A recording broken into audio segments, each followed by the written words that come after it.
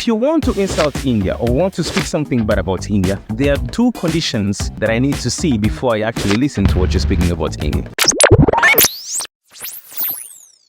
Number one is if you are not in India right now. Number two is if you have never been to India. India faces many critics, especially from foreigners. I understand it's fine. You have the freedom of speaking about what you think about India. Like by coincidence, I also, because of speaking about India, I get also a lot of critics of why do I say about India in such a way, which means in a good way. And most of the times when I hear that, I kind of feel okay if an Indian tells me that, but I don't usually understand about it when it's a foreigner who tells me that just because I spoke good about India.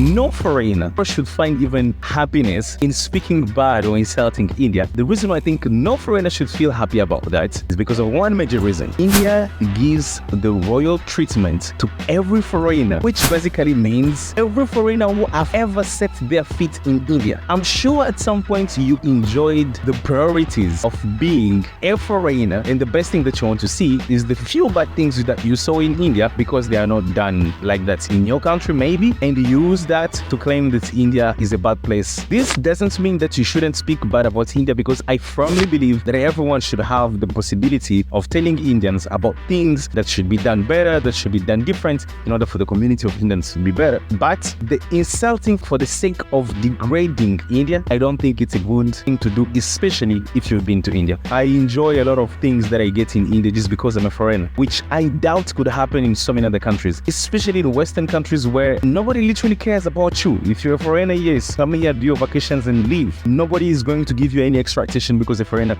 Matter of fact, they might rip you off and get more money out of you just because you don't know the place. But in India, it's a little bit different. People will actually treat you better because you're a foreigner. People will give you more priorities. People will be more nice to you because of you being a foreigner. Obviously, some cases of things like scam and trying to overcharge you might be there, but they are very less comparatively to the amount of priorities and good care that you will receive because you're a foreigner. And because of that, I feel like it's just a reminder that I should give actually to every foreigner that Indians are actually nice when they see that you're a foreigner and they want to help you or be nice to you. And I don't think it could be a good thing if foreigners should be taking advantage of that, especially in speaking evil about India. I think as an African especially, the amount of good treatment that I have in India made me realize that being a foreigner is actually something hard, and you would wish to get that good treatment from the locals because it makes you feel welcome, and Indians do that, which not every country does that. And obviously I might see some things which are wrong in India. I will say it in a way that I wish India to get better, but not in a way of mocking India, which I think should be the approach of actually every foreigner when they come to India. Thanks so much for being here. Catch you next time.